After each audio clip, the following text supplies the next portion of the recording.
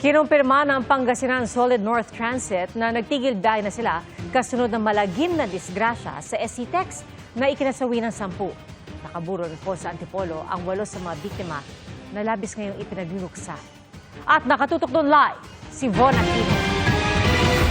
Von?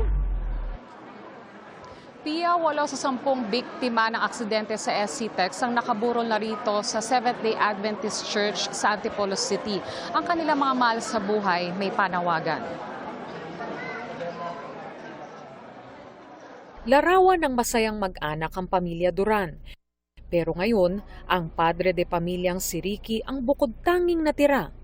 Ang kanyang asawa at 2 batang anak na biyaheng Pangasinan para sa Children's Ministry Convention na kanilang simbahan nasawi ng mabangga ng isang bus ng Solid North sa SCTEX noong Huwebes. Susunod sana siya sa Pangasinan pero pinigilan ng kanyang misis na si Carmelin. Hapon noong Huwebes na makatanggap siya ng tawag mula sa Tarlac Police. Tinignan po namin sa critical area. Yun na nga po, doon ko na po nakita yung mga asawa at mga anak ko.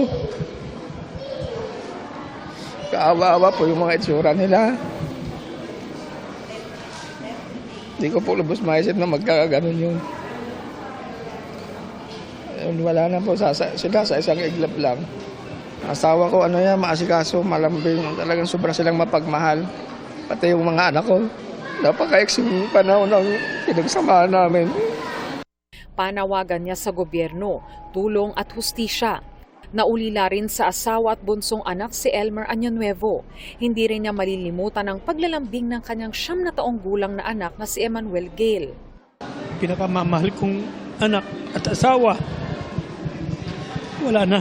Kumbaga, sayang yung mga pangarap namin para sa aming mga anak na 3. Lalo na itong bunso ko, sobrang talino yan. Every time naalis ako sa bahay, Papa, mag-iingat ka. I love you, kiss ako. Naulila naman sa 2 anak at kaisa-isang apo ang senior citizens na sina Nelly at Reynaldo Murillo. Nagpadala pa raw ang mga anak nilang sina Dr. Marilet Joy Tuazon at Maristela Rosas at apong si Jeremiah Miguel ng litrato habang bumabiyahe bago naganap ang aksidente. Umaasa kami na magkikita kaming muli pagdating ng Panginoon. Kasi yun ang pangako ng Panginoon. Mamimiss namin sila. Nangina kami na nawala na sa amin lahat. Kinukuha namin ng kalakasan ang Panginoon sa kayo mga kapatid, mga kapitbahayan niya. Nakausap naman daw nila ang kinatawan ng Solid North na nagbigay ng tulong para sa funeral services.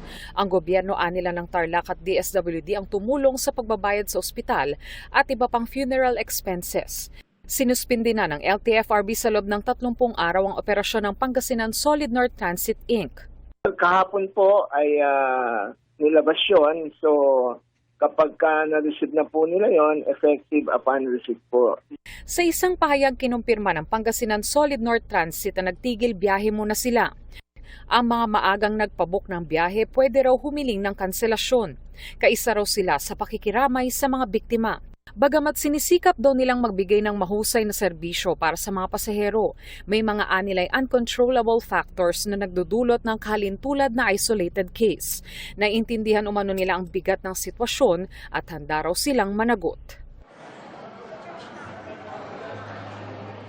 Pia, ang mga labi ni na Dr. Marilet Joy Murillo Tuazon, ang anak niyang si Jeremiah Miguel Tuazon at Maristela Murillo Rosas ay planong i-cremate sa Biyernes habang ang schedule ng libing ng iba pang biktima ay inaayos pa.